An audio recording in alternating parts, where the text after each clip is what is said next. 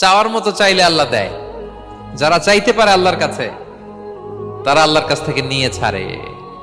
দেখবেন যেই বাচ্চা কাঁদে বেশি, ওই বাচ্চাকে মা দুধ খাওয়ায় বেশি, ঠিক কিনা? আর যেটা কাঁদে টাদে না, ওইটা টেক কেয়ারও কম। যেই ফ্যামিলিতে অনেক বাচ্চা কাচ্চা, দেখবেন যেটা কাঁদে বেশি, ওইটা টেক কেয়ারও বেশি।